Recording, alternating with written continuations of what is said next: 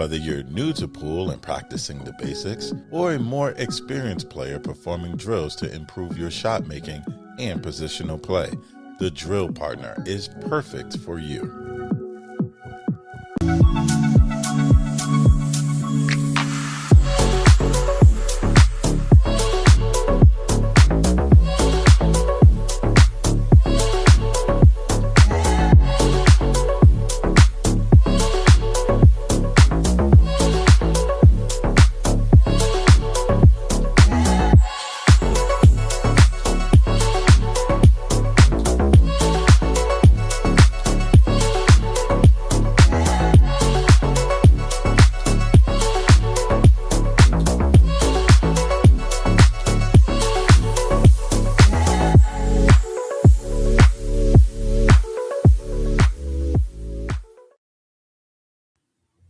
What is going on, Mr. Pinozzo?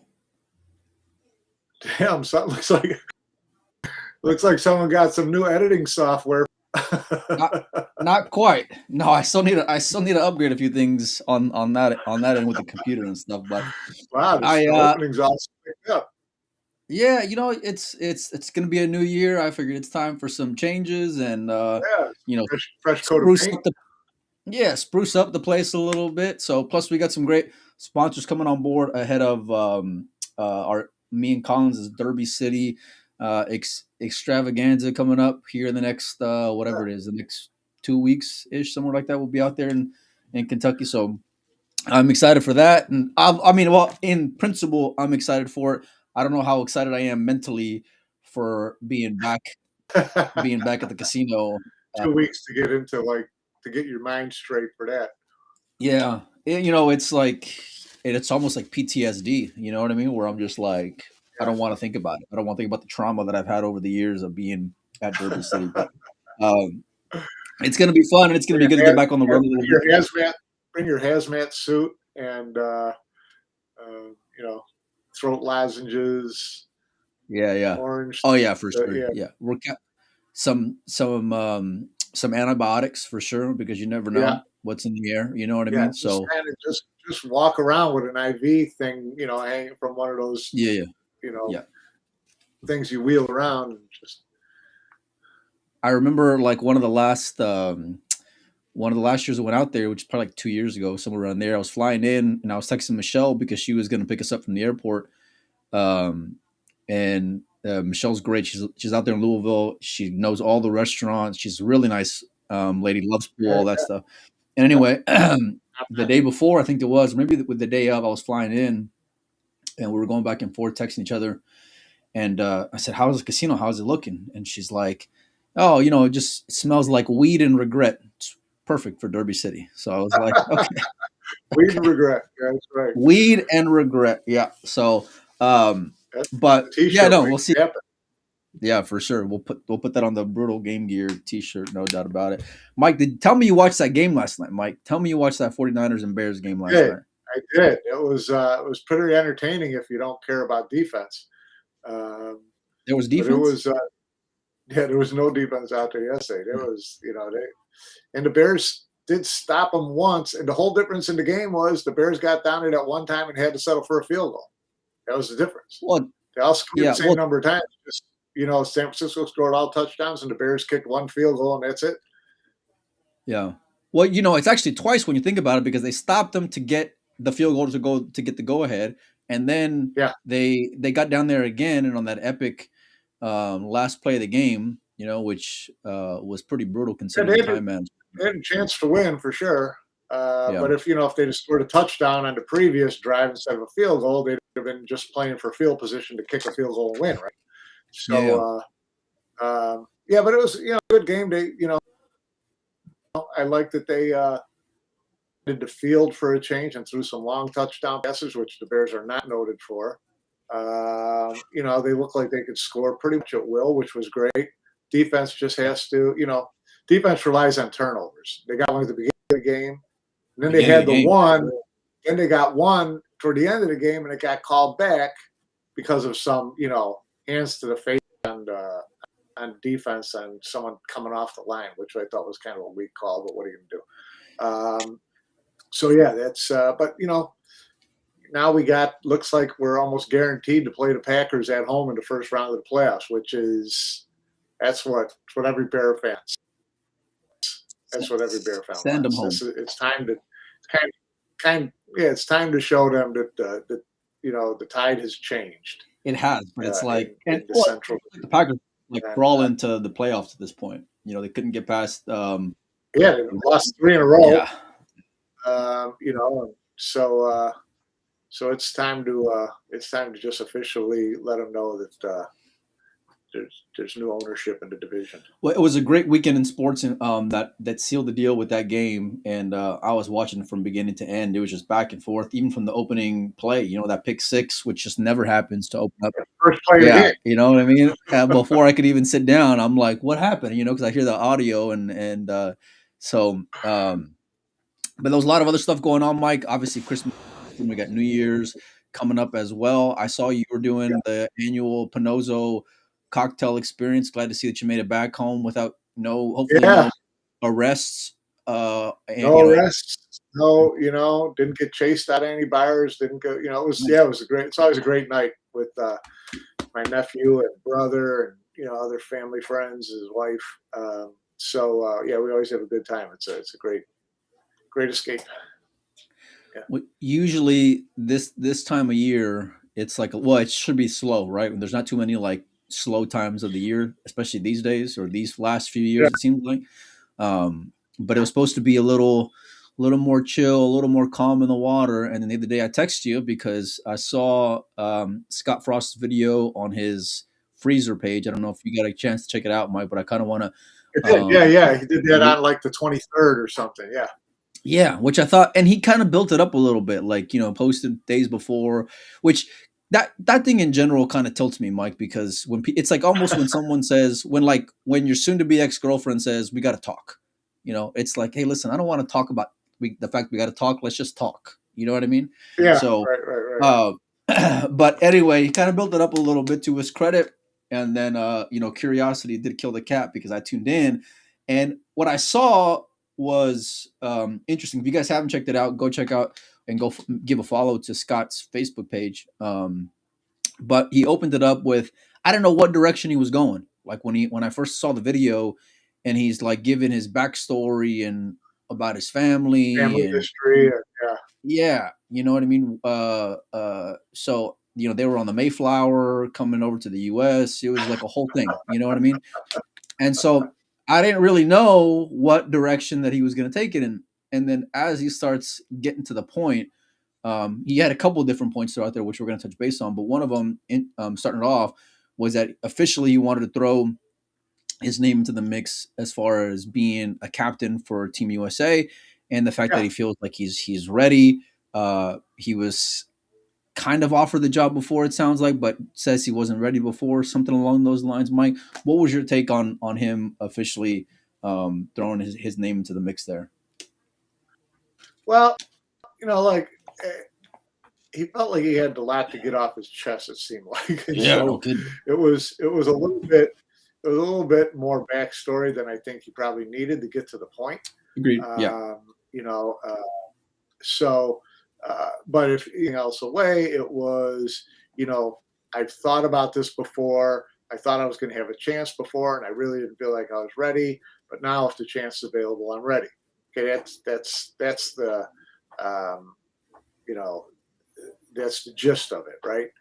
And so there were three things that came out of the whole discussion to me. One was at first I was really kind of confused because it sounded like he was saying he wanted to be the captain. Yeah. And then he kind of backed into Johan being the right pick, the best pick, but he would want to be involved. Right. So those were, that was kind of a little pivot that I wasn't sure what was happening with that, where he was going with that. So he kind of, it sounds like he wants to be involved one way or the other. Sounds like he'd be happy to be captain by himself, but he'd be plenty happy to be co-captain with Johan, right? And then the other thing that he dropped, obviously, that we'll get to is the whole Justin Bergman thing. So as far as the captaincy goes, listen, there's a lot of guys very passionate about USA pool and about the USA representing and about their ability to lead and instruct and get guys' attention and have their respective players. There's a lot of guys who feel like they fit into that structure, into that job description. So, he thinks one of them. Yeah. His name's certainly been discussed in the last couple of years when people started talking about who could help the team. His name's popped up plenty of times, so it doesn't come as any huge surprise. But why? But on that note, why do you think his name was even discussed in the first place, though? Because I'm of the opinion that it's just because he's a part of that matchroom circus right now. But otherwise, like if you would have asked me prior to, if I would have had a list of candidates, I would. Right. There's no doubt. There's no doubt that his job over the last couple of years with Matchroom has raised his profile and made people think more about him in terms of being able to talk about, dissect, and then by coach a thing like Team USA. Without that, now does that give him like an edge because he works for them and it's easier for them to plug and play, or easier for him to get Emily's ear? Sure, that definitely helps him. As far as his credibility, his street cred with pool fans, I think he's picked up a lot of fans over the last couple of years because his commentary is good.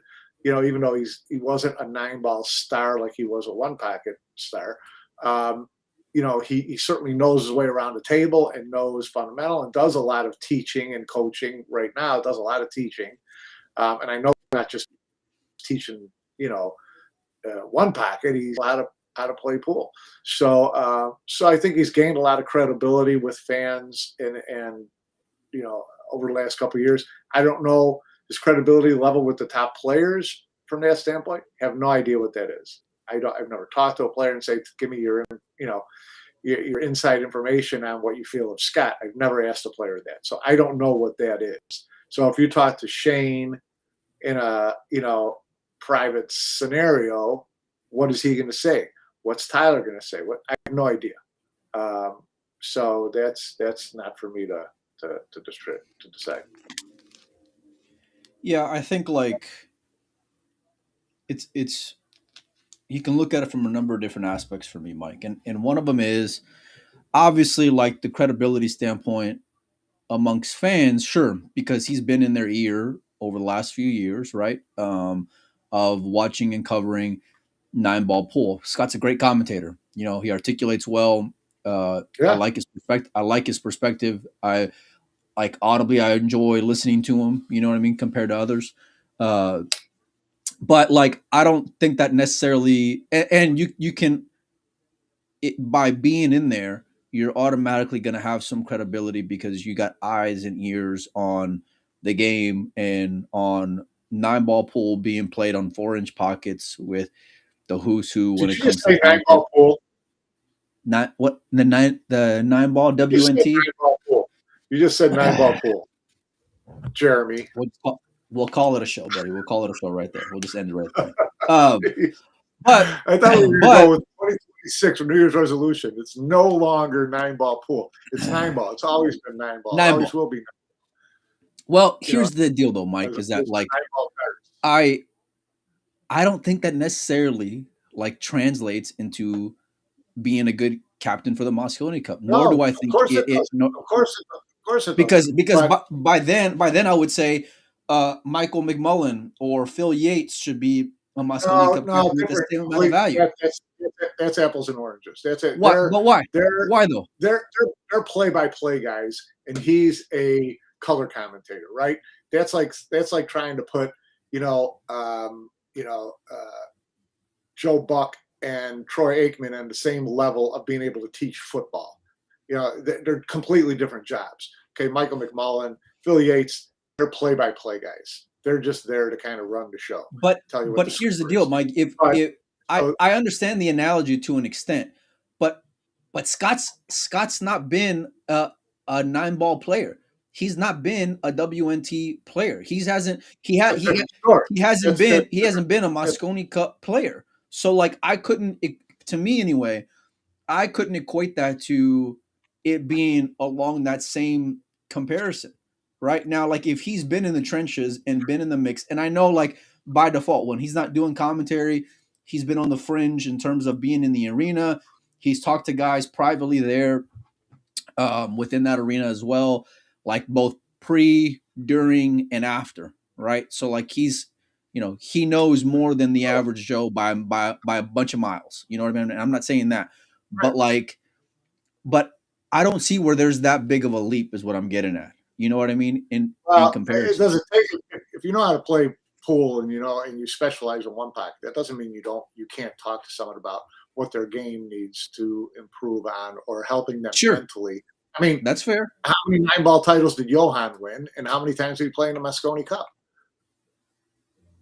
Sure, but he's also but because he's accredited in training, one, and two, and he's trained, he's classically trained. Yeah, exactly. That's my point. And number two is that, and this is the biggest thing for me, is it's the resume, it's the experience, it's the proven track record that you have. That's why I think even Scott deferred to Johan as being the best pick for the captain, but he wants to be involved. Okay, that I can live with that.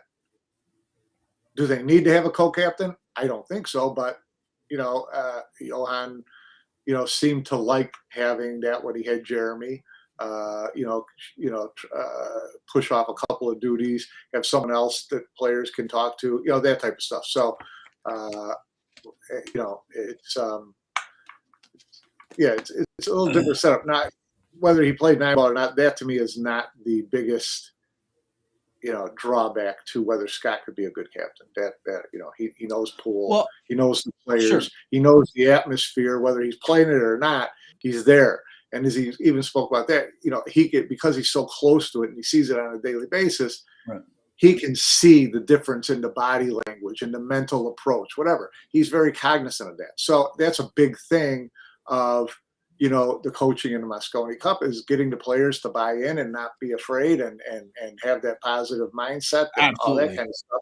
And so that's a big part of it. So that doesn't to me translate at all into whether he's played 9-ball straight pool or one pocket or anything.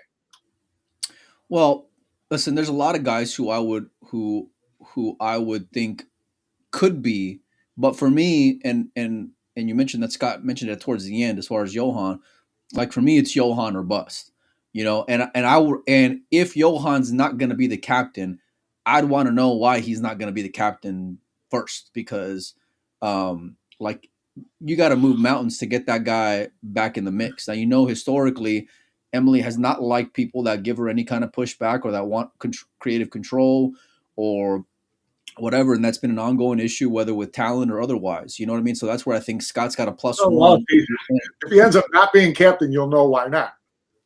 Oh, yeah. You won't need an explanation, right?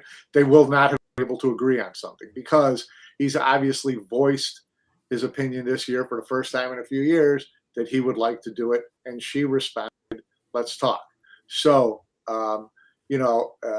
if his demands are not out of control and her demands on him are not out of control, they'll get together. If one of them's tilt in one direction or the other, then they're not going to. So then it's just, okay, this is kind of last chance to me, which is why I think that he will be much more, Sean saying, he's too expensive for Emily.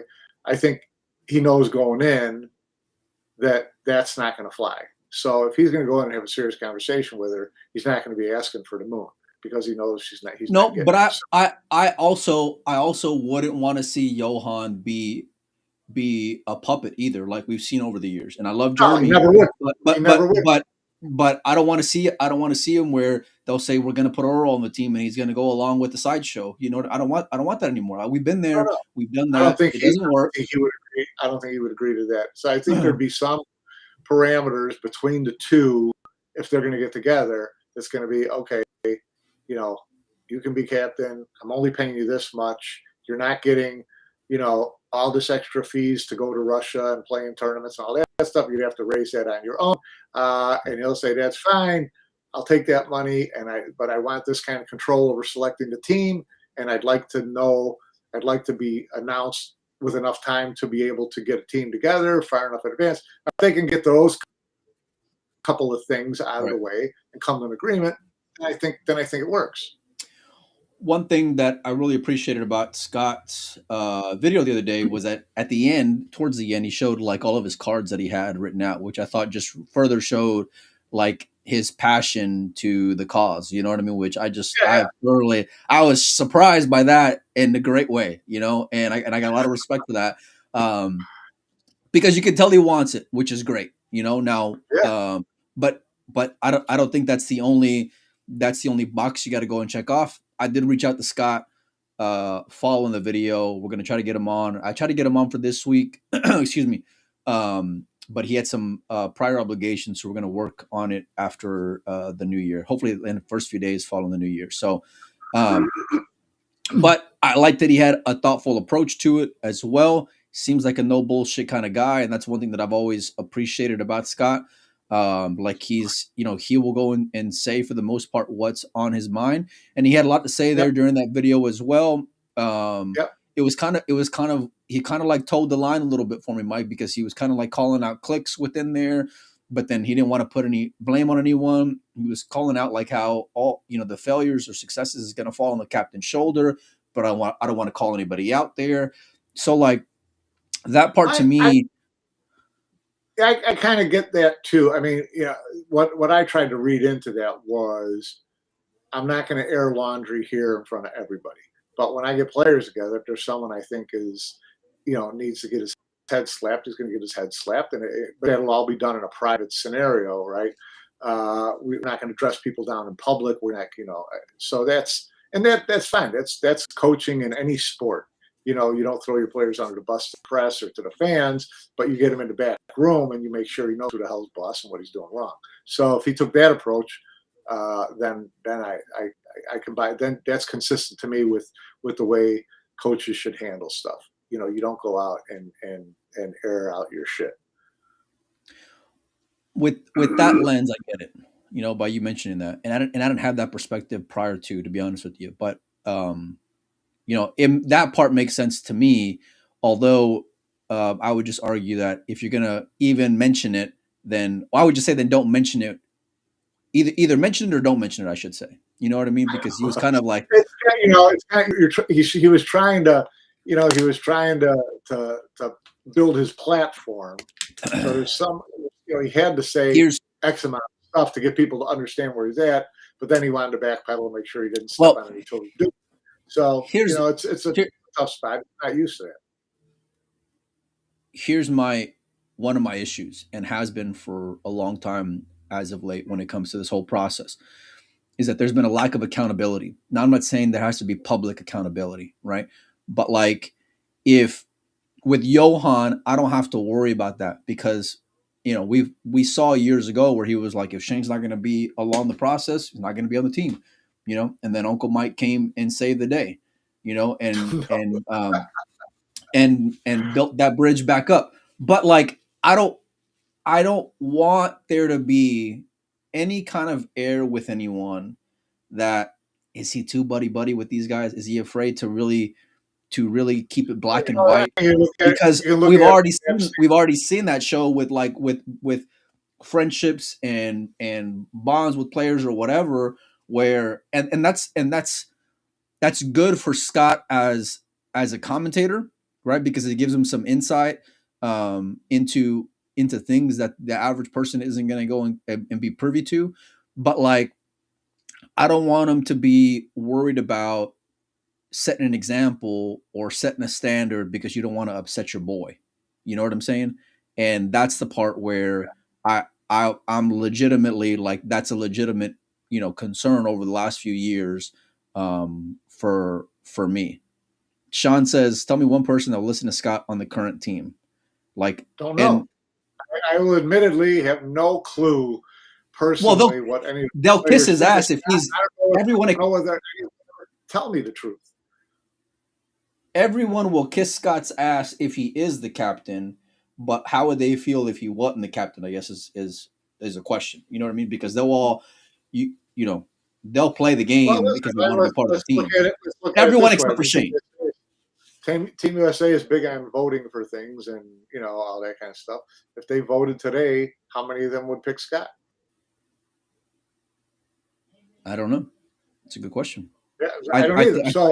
But for me, I don't personally. I don't give a fuck what they vote for because they showed that amongst themselves they couldn't handle it and they couldn't figure it out. So not for nothing, but while I wouldn't mind taking their opinion into consideration, you couldn't do it with you being the chef at that kitchen.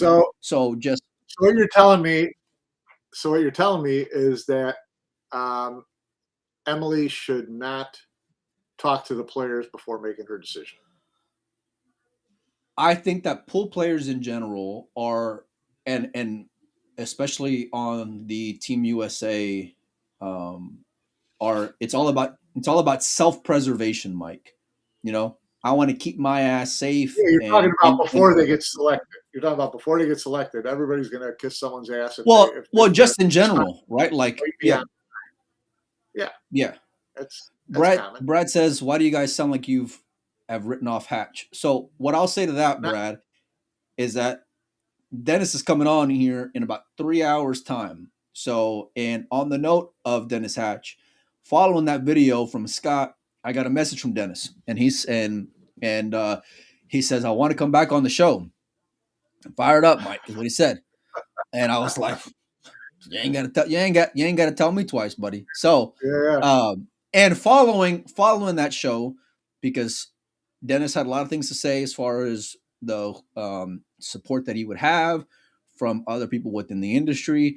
And I said, hey, listen, whether you get the job or not, if you want to bring on these guys, to show them some love, because I like guys who are willing to put forth legitimate effort, whether financially or otherwise, And so I extended that olive branch back then after we had him on previously.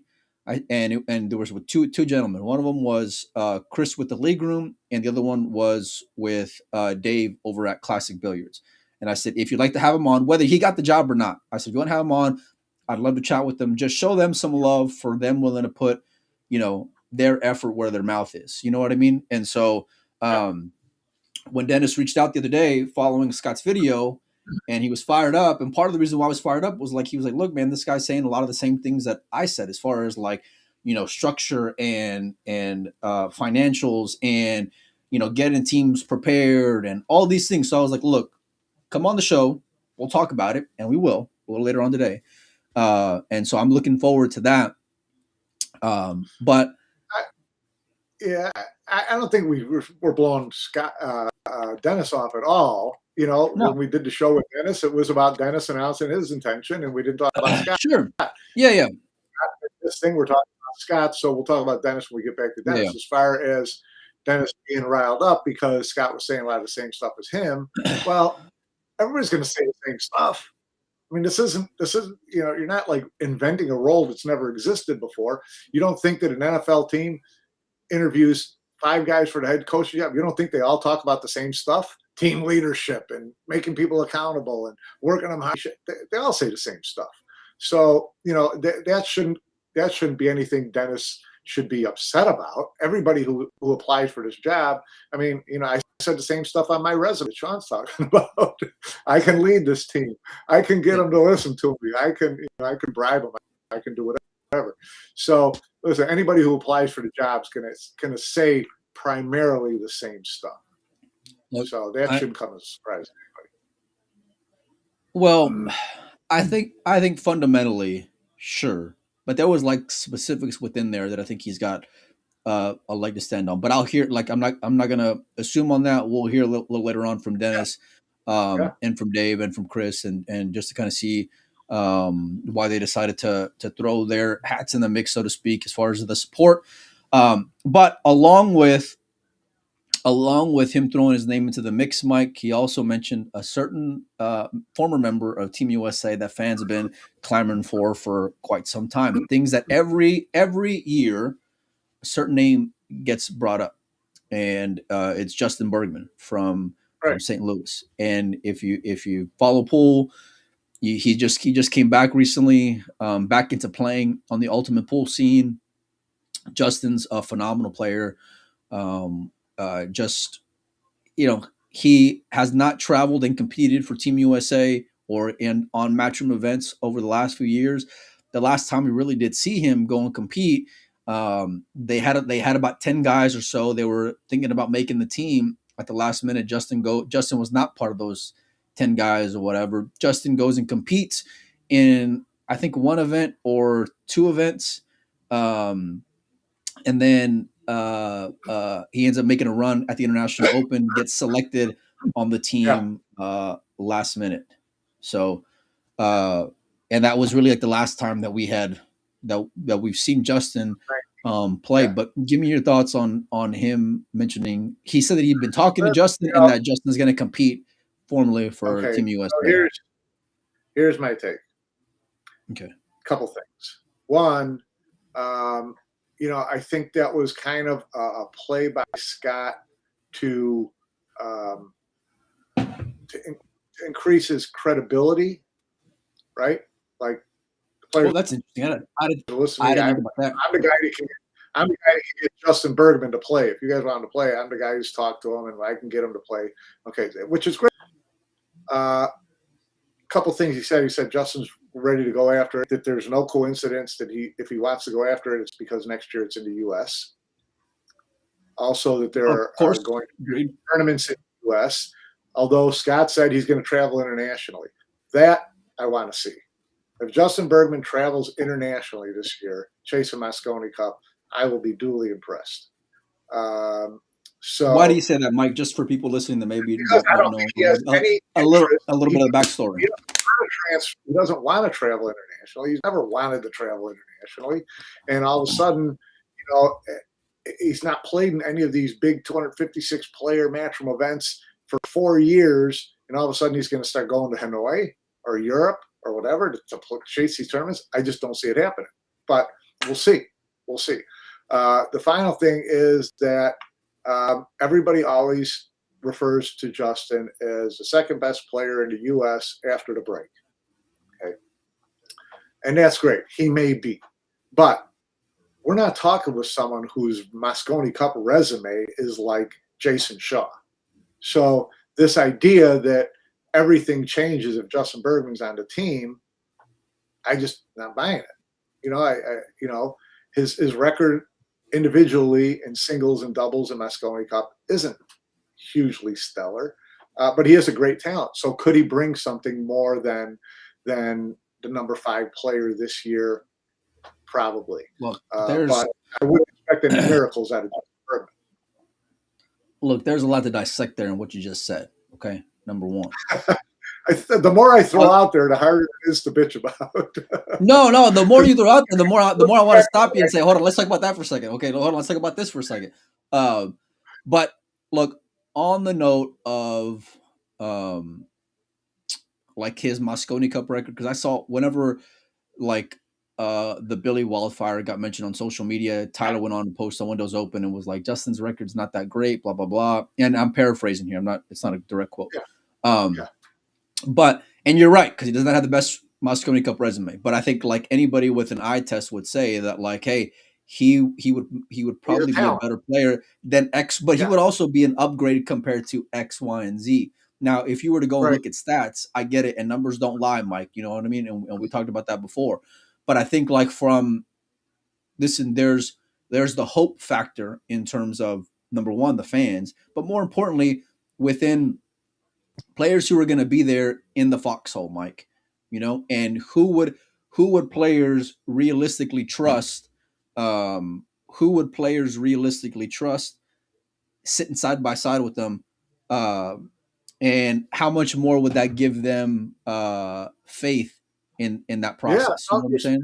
I think you're right there. I think that Justin would bring that element to the team where, the comfort level of the other players goes up, because they know his potential and his talent. So, Look, the other thing is that when it comes to Justin traveling internationally,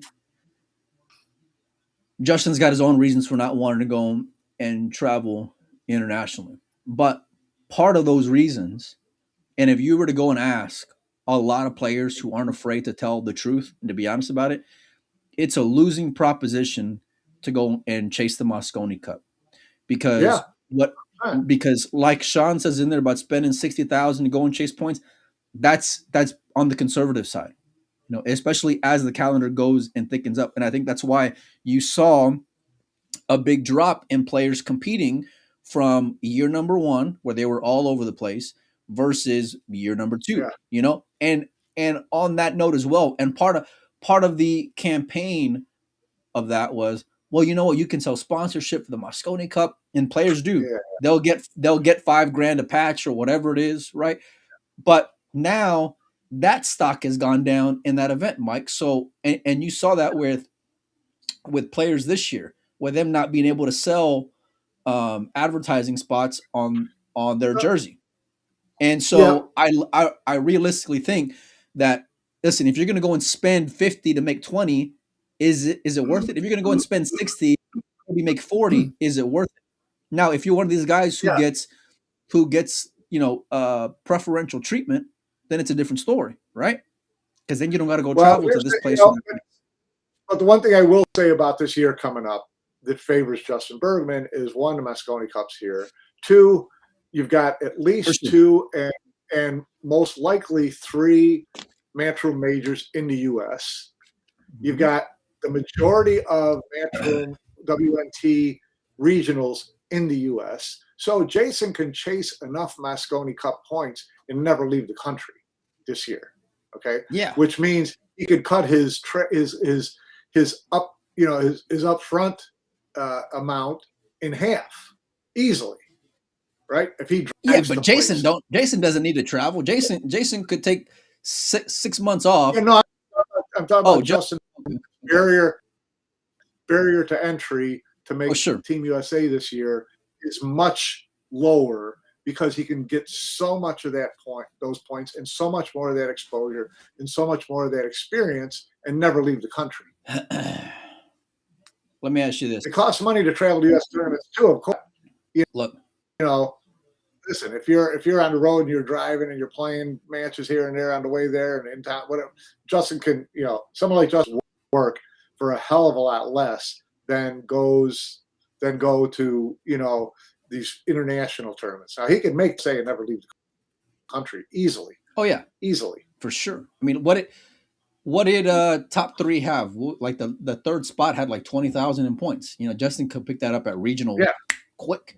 And anyone he can easily make Team USA without leaving the country. Yeah, for sure. And I agree with you in terms of it being a lot more favorable, him making the team, because it is in the U.S. He will not have to travel overseas. But look, we're going to shelve this for now, okay? Because I got a guest in the back room waiting here. All right, we're going to bring him on in. Cool. Another kid that's been traveling a lot. I've been trying to get this kid on for the last few weeks. I'm excited to talk with him. I've been seeing all these I've been seeing all these end of the year award things, right? You see them on Matchroom, and we did one with 77 Billiards, which they did a great job putting together that Google form. But one of them was breakout player of the year, and for me, it was a no-brainer picking Arseni. But I remember whenever he first started popping up, maybe post World Championship, and I started seeing him kind of, like I said, when I'm not at an event, I'll just do some scoreboard watching, especially when TV tables are limited or whatever, right?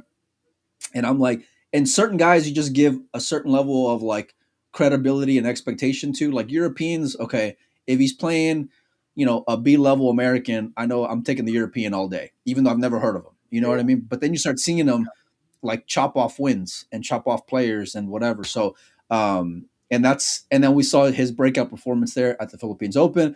I want to bring in, hopefully the audio is good. Arseni, can you hear me? Yes, I hear you pretty well. Hey, thanks for coming on the show. How are you? I'm well, thank you. There's a little bit cold in Finland now. Snow. I want to get out. It was like 50 degrees this morning when I woke up, so it was a little cold here too. But I'm sure the cold in Finland is a little different than the cold here in Texas. Yeah, Well, next minus level 10 cold. is now here. Yeah. Minus 10. Yeah. Yes, Okay. minus 10. There's snow now and windy. Oh, minus So 10. where are you gonna go? Where are you gonna escape to somewhere warm? Where's it gonna be? The next travel will be 6th January. I will travel to Chinese Taipei for Chinese Taipei Open.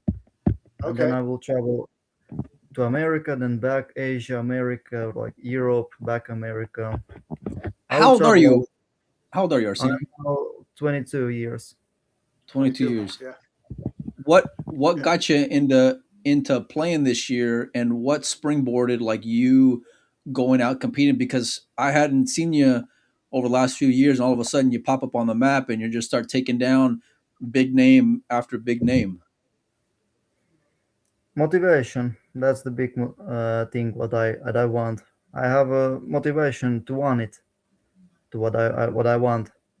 And still I don't feel I'm not like surprised to make that. It's when people watching that someone newcomer coming and can dominate in short distance, it feels like wow effect. But for true, it's not surprise for me. Like Yeah. Finnish people who I participate with, they with us events here in Finland, they wasn't surprised if I will manage to go to the world and start dominating with against world best. It's just on time.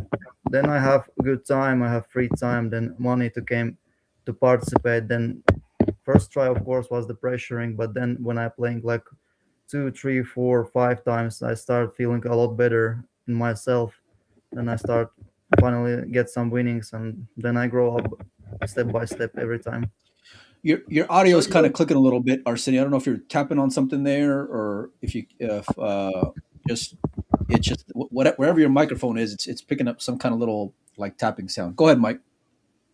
So I know that we've talked, Arseni, and I know that you kind of worked up to this point. One, saving the money to be able to do this, and you said you live very cheap. You travel cheap. You just to get to the next tournament and start proving yourself. But as far as your game goes, at what point did the light switch turn on where you thought, okay, I'm ready for this. I can compete with anybody. I'm ready to take this chance. What made that light switch go off? No, it starts all when I playing on TV table against Shane. When I beat him, I feel like I can do with anybody in the world. It was the first step when I know everything is possible. Then, of course, the most important me I was feel inside me like I feel I can do it. I always feel when I was first time participating matchroom major event, I feel I can do that. I can do better always. Yeah, but that was what the U.S. Open, right? Yes, Was exactly.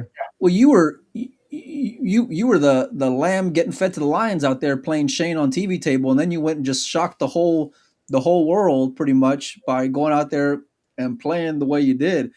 That was by far the best coming out party that I've seen, and I love your response in terms of like your confidence. But where does it all stem from, man? Like, what's your history like? What's your family support like? What's your sparring like out there in Finland?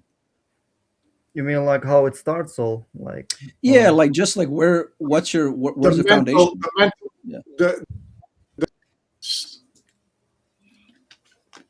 well, I mean how I start to play first time, how I came to pool. Yeah.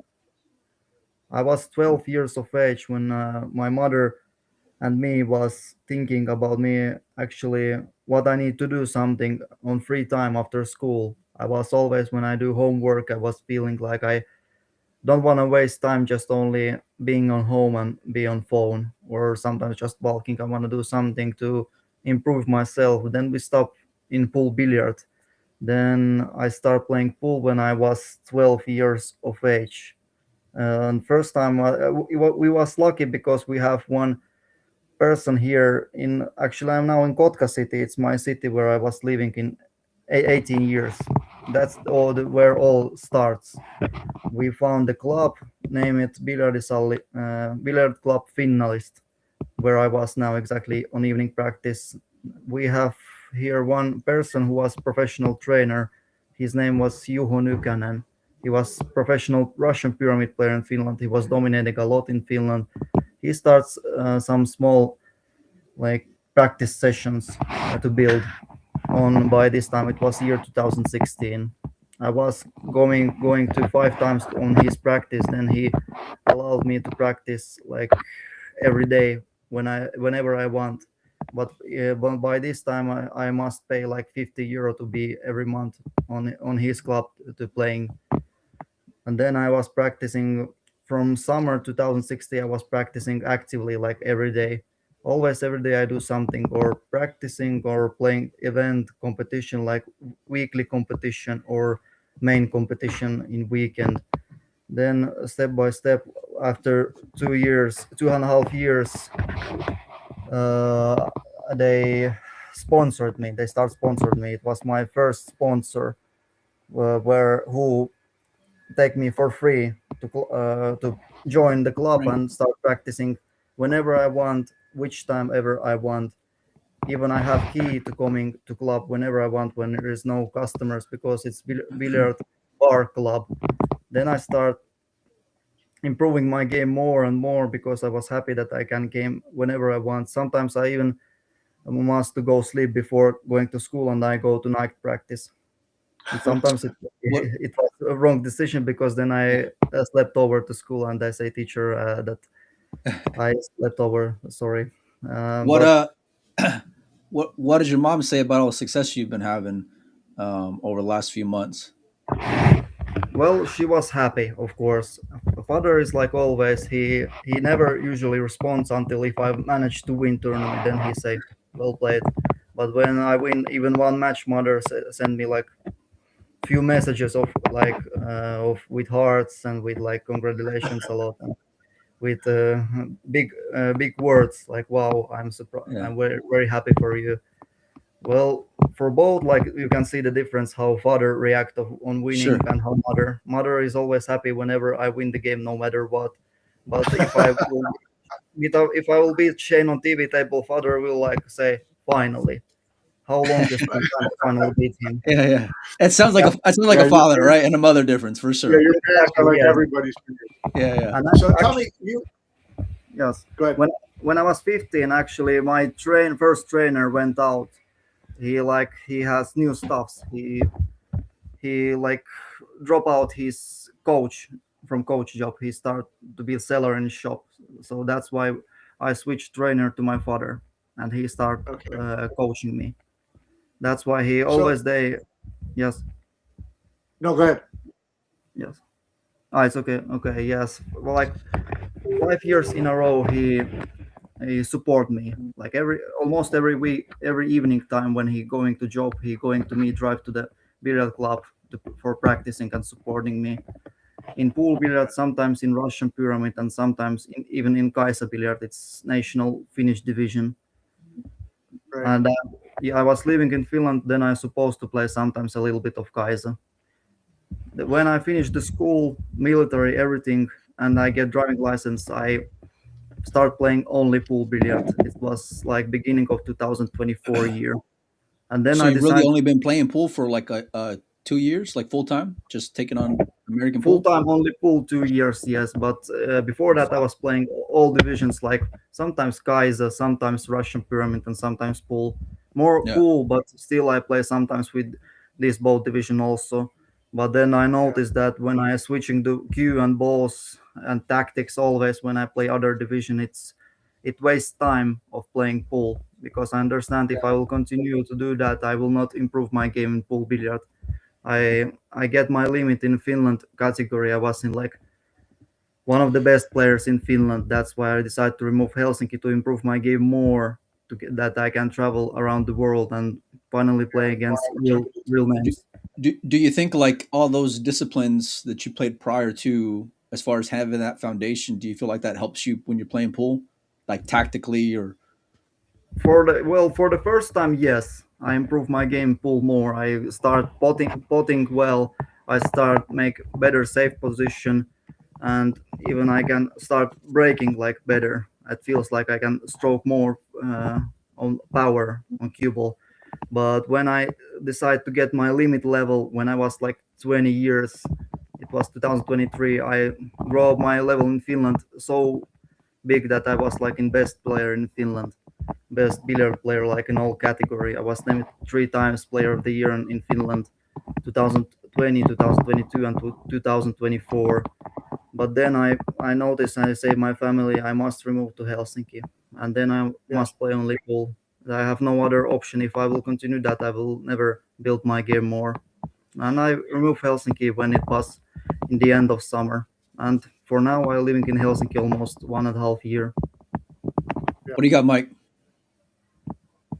No, it's an interesting story. I mean, I knew a little bit about his background as far as playing Russian Pyramid and which is kind of a Finnish version of Russian Pyramids, right? And then devoting all his time to pool and moving to Helsinki so that he'd have more opportunity, travel easier, have better competition, things like that. So now you're at a position. Now you're going to places like Taipei, and then to the U.S., and then to Europe, and then to Taipei, and whatever. You've learned to travel and go to these new places, competition you've never played before, things like that. How has that helped your game mentally as well as physically? A lot, actually. I learn a lot.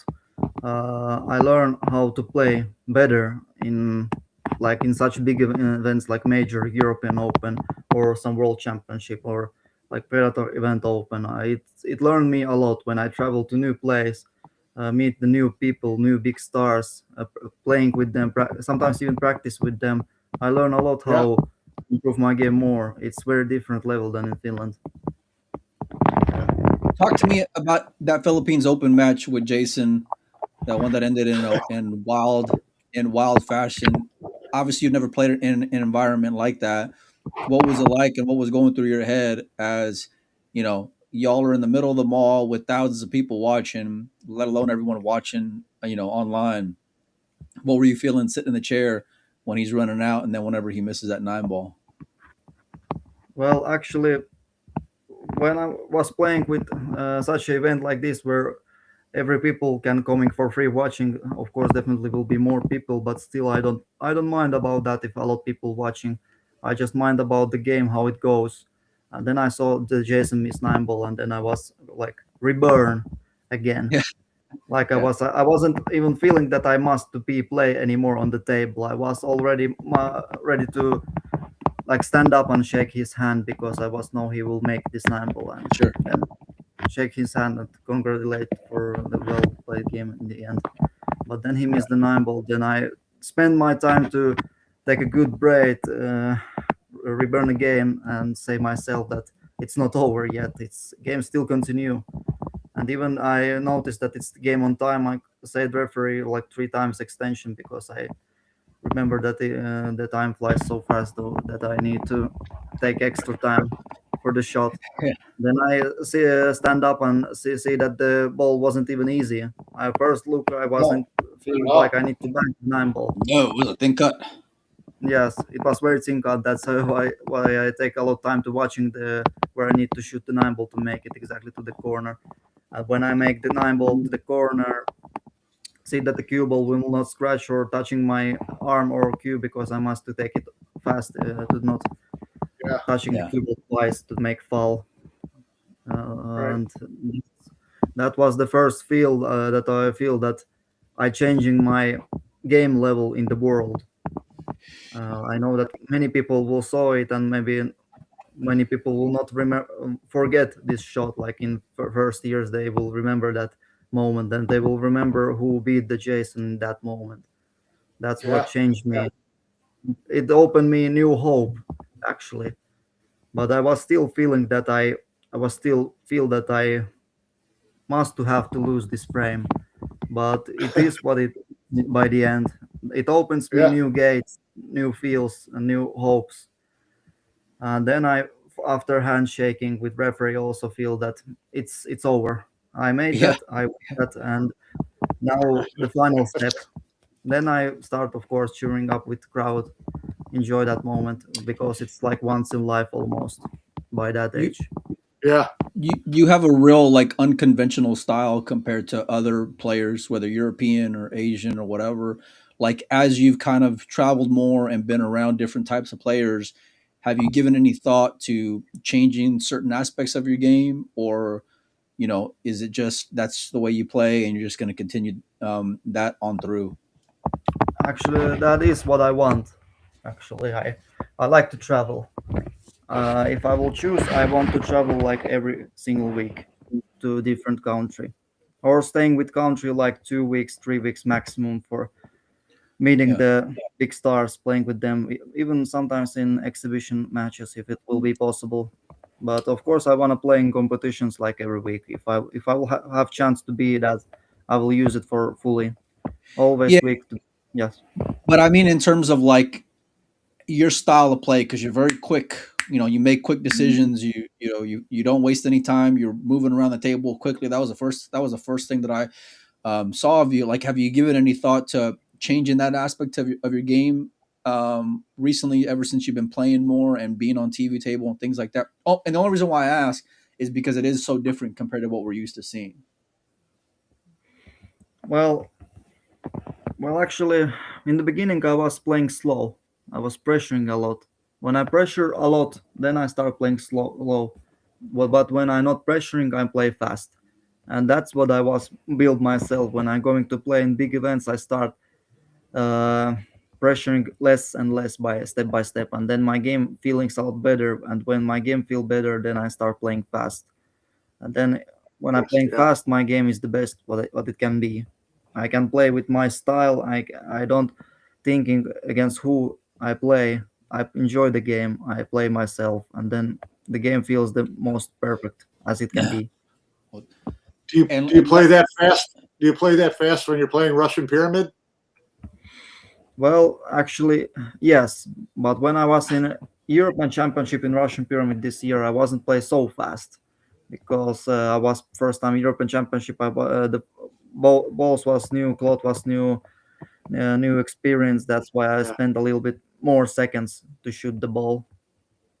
But still, it was Yeah. fast for people. But for me, I think it was slow. I'm only asking for the sake of asking because personally, I love your style of play. It's a lot of fun to watch. I there's something about watching other slow players that just tilts me, and it can get boring. Seeing you out there and just move and make quick decisions, it's great to watch and a big breath of fresh air Yes. as a pool fan. So I would say personally, I wouldn't want to see you change a thing as long as Yeah. it's Yeah. working. Keep on sticking with it, man. So No. you mentioned coming to the U.S. Are you planning on playing Derby City this year? I will play Derby City, yes, and hopefully Las Vegas Open. I'm now on waiting list. It was so fast to fully up the spots, and then Yeah. I'm Yeah. now waiting for hoping to get spot. If I will get spot, I will go to Las Vegas Open also playing You you mentioned Las Vegas. You were just in what, the quarterfinals or semifinals out there in Jacksonville. Jacksonville. I was in Jacksonville. semifinal. I was one frame away from final spot. It was very close match. It was in heel match in second set. Was just a little bit of game of luck. We play both safe positions like twice at least. Yeah. Yeah. You were How do right you like there. that? How do you like that format, Arseni, versus playing like traditional nine ball? Well, actually, good experience for true. Sometimes you can feel you can win even the best players in the world just because this format. Sometimes you lose first set 4-0, then you win both set like 4-3. It Yeah. can gives chance to some newcomer players or some players who never win in long distance. It's very good decision. When you play Derby City, you plan on playing the banks in the one pocket also, or just nine ball? Everything. There Bigfoot you go. also. Everything. Oh, you're playing Get the Bigfoot. There full you go. I experience. like that. Yeah, let's I will go. play Bigfoot. Yes. Yeah. Get the full I'll play experience. always everything. Everything what I want to play. I just want to play always. I Yeah. enjoy that when I play more games. It's And it's that a it's it's a big financial ask though, Arsene, to play a lot of these games. I think Bigfoot by itself is like $1,000 buy-in. yes, What's your support system like, or how are you able to do this financially? Was it sponsors? Is it family support, or who's all behind you? The biggest sponsor for me now is me. Yeah, I sponsor me like 90% of financial, but it's not problem. Good for It's you. part of life. I learn when I play a lot. When play more or some it costs a lot, I don't think about that. That if I will think about that, then the game will going worse. And enjoying the sure. game. If I lost, I will going back stronger. As long as I not win, I will still continue. And even if I win, I want to win again. As long as I'm alive, actually. I love your attitude, man. That's the Do you golden have rule. do you have a when you think about 2026, do you have a goal? Is there something you want to achieve? Anything you're shooting for in particular? Mosconi Cup aspirations, maybe. Of course, and maybe probably race cup, but the biggest achievement what I want actually for true, even I will say it's the biggest achievement that will be go over Mosconi Cup appearance and MVP race cup and even Hall of Fame. It's the winning Jeddah World Naval Championship. Yeah, That's the biggest achievement what Okay. I want actually. For me, it means more than any achievement. Eh, then U.S. Open, yes, and then all other things like Mosconi Cup, Yeah. MVP, Race Cup MVP.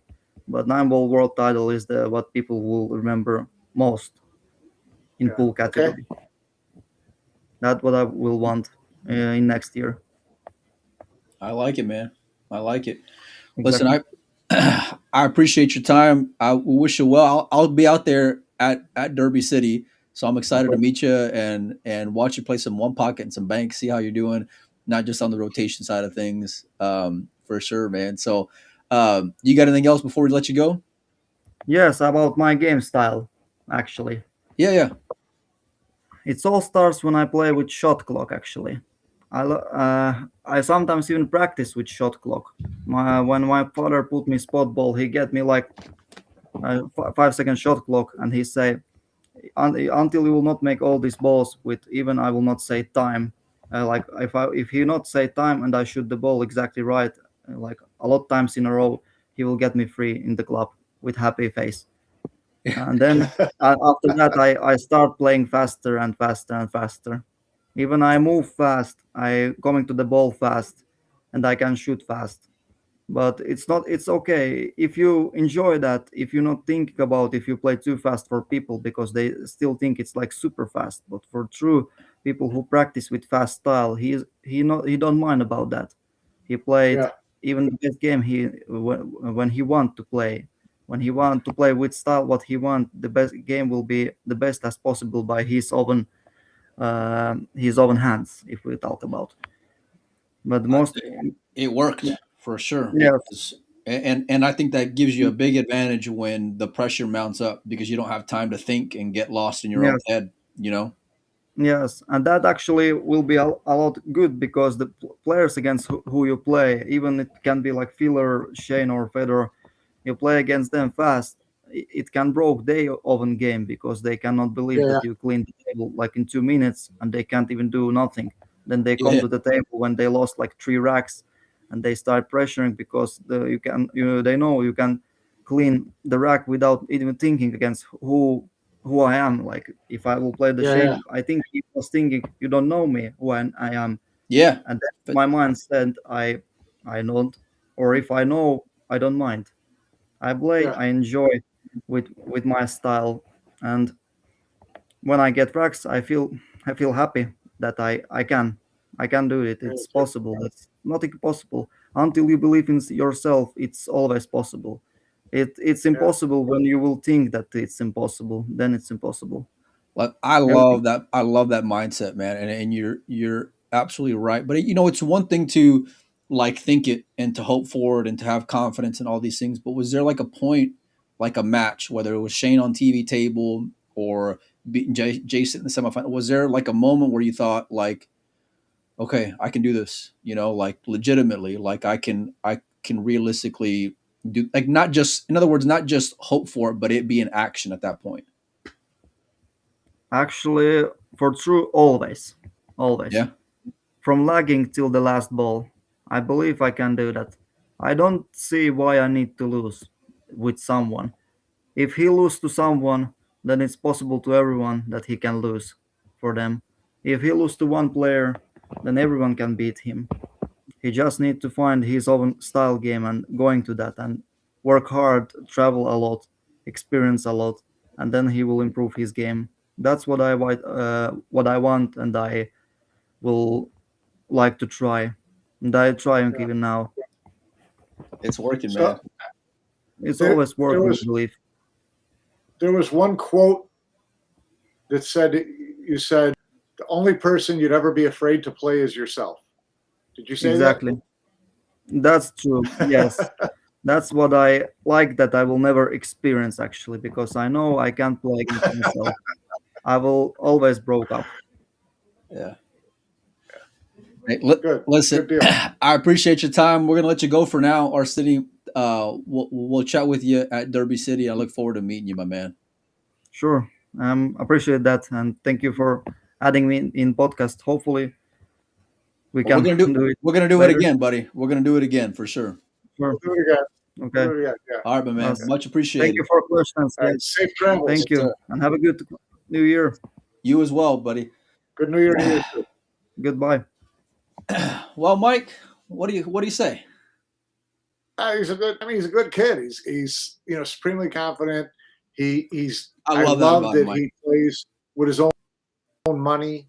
And I talked to him about this before, and he told me about how he, in Finland, he had to move to Helsinki because he wanted to get that more opportunity and because he wanted to start traveling. And he said he would save time that he made in these little Kaiser tournaments or Russian pyramid tournaments or pool tournaments. He just stashed money away. And he said he eats, on like a minuscule budget and travels and lives on a minuscule budget because he wants that bankroll to be able to go chase his dream. And I love someone who's willing to do that for himself.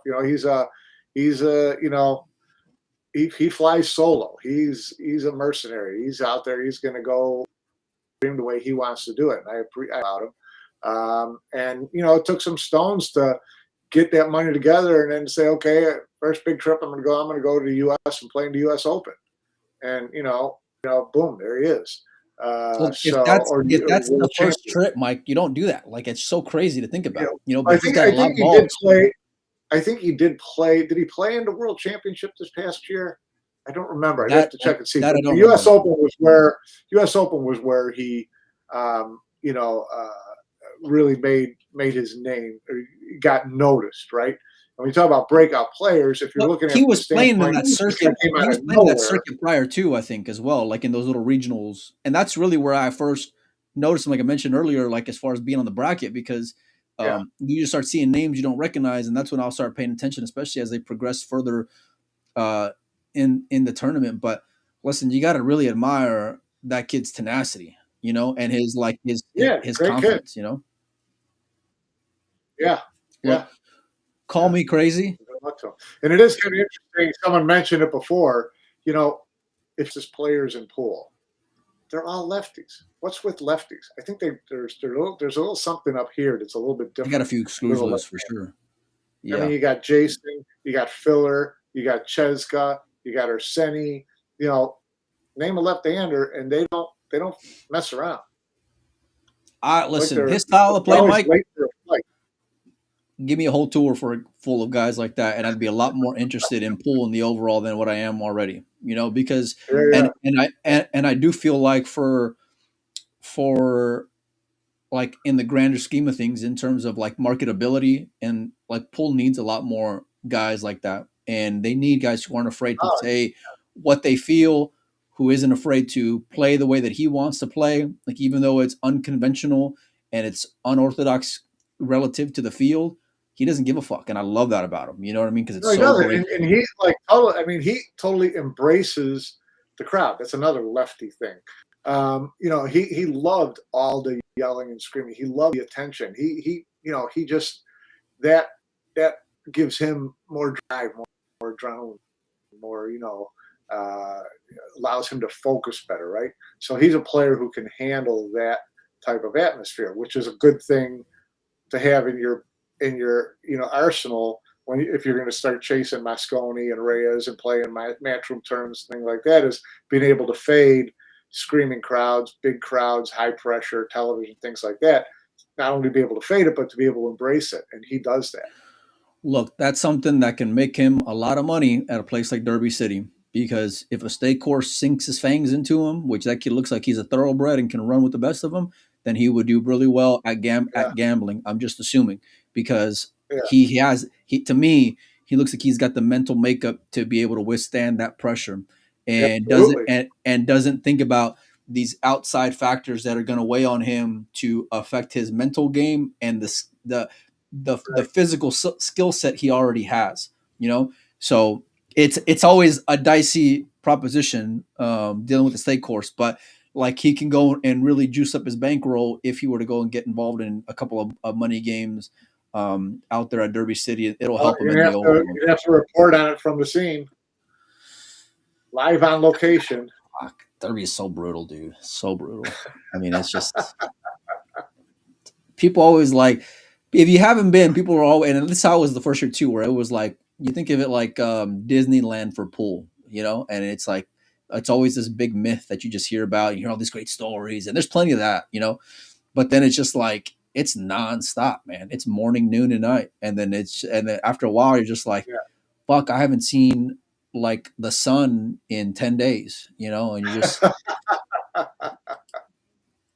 anyway, I digress. Mike, we got Christine Tkach coming on tomorrow, I think. So hopefully you can. Wait. Yeah. I always have time for her. Look, let me tell you, if you were to ask me what the match of the season was, not just like, because I know Matchroom had their own voting thing right amongst themselves. Yeah. Like to me, and I don't want to. I'm trying not to be victim of the moment because it is so recent. But damn, that was a really good match, Mike. That was a really good match. Really good match. I always have this rule where like I usually don't like talking to players following a loss because I like to give them space. And even like some of my best friends, like even Oscar for that matter, after he'll lose a gambling match or whatever, like I don't talk to him on the record when it comes to shit like that. You know what I mean? And but like I've been wanting to catch up with her for a while. And so I happened to message her and just said, hey, congratulations on the world championship. Following her post is whenever I reached out because I thought it was really just telling when she was like talking about the mental side of things. And so I asked her reluctantly, thankfully she said yes. So we're going to have her on. I'm super, super, super pumped to get her on the show, Mike, and just talk about what that experience was like and what her year was like and what the future is looking like as well. So I think that's tomorrow at noon. She's a great interview too. She's always really honest and really thoughtful and has a lot of interesting things to say. So I look forward to it. I'll definitely be around for that. I don't know if you're around a little later on this afternoon, Mike, but Dennis Hatch is coming back on. I'd love to have you on if you're able to make it. It's at 4 though. Yeah, so this afternoon I'm a little bit tied up. This afternoon I'm tied up, but I will watch it tonight and see what went down. All right. You got anything else on that Justin Bergman conversation? Because I know we only kind of like, it was just a tip of the iceberg. Yeah, we short. No, that was plenty. Enough conversation about Justin for now. I'd love to see him get on the show and hear it from his mouth. What his plans are, and what's the motivation, and what he's going to do. So make it happen. Look, I'm gonna need some help because I texted him. I ain't heard back. So I'd love to have him on though, and I always have. And it's always around like December. That I would reach out to him over the last few years because his name always does get brought up in the conversation. And look, he's not the savior, but he can be an upgrade compared to what we've had. And he's got enough. No, he's got enough killer instinct where, like, despite when I would think about his record, I would also take into consideration the teams that he was playing against. Number one, because it was always tough competition, and like recently, the last few years, the competition on the European side of things has been a lot softer than, in my opinion, anyway, the last 5-10 years have gone. You know what I mean? Because there were some bulldogs on that European side of things. Yeah. And so that's where I feel like he'd be a +1. Plus on that break, I also feel like Justin, if he were to go and compete, he would probably, I would guess, he would surprise some people with how effective his break can be, even though it's been a liability in his game over the years. Because the new 9-ball break is just very different than that one on the spot break. It's a little more makes him levels the field a little more for him for sure. And but again, it's just if he's gonna have to get out there. We can't say if they'd have picked him last year just as a wild card, I would have said, we haven't seen him under these conditions. I want to see him in a few matches. I want to see him in a few of those 256 plays. I want to see him have to win 6-7 matches to get deep, and then have him play on the TV table a few times, things like that, a few times before I pass judgment on how excited I am for his future with Mosconi. And more importantly, I want to see him go on the record himself. Yeah, absolutely. That's why. Not that I don't believe. Yeah, not that I don't believe Scott, because I 100% believe what Scott said. As far as about but you want to have him speak for himself. Yeah. Anyhow, we'll pick up this conversation a little bit later on. Make sure and keep your notifications on. I'll be back live a little later on this afternoon. And Mike, we'll see you later. And thanks again. And don't forget tomorrow. Yeah, don't forget tomorrow, buddy. No, I'm in. All right. We will. Oh, hold on. I think I got like a little video. Hold on. Let me see. Did I even upload this thing? Outro now? Wow. Got a closing vid? Oh, here we go. We'll see you.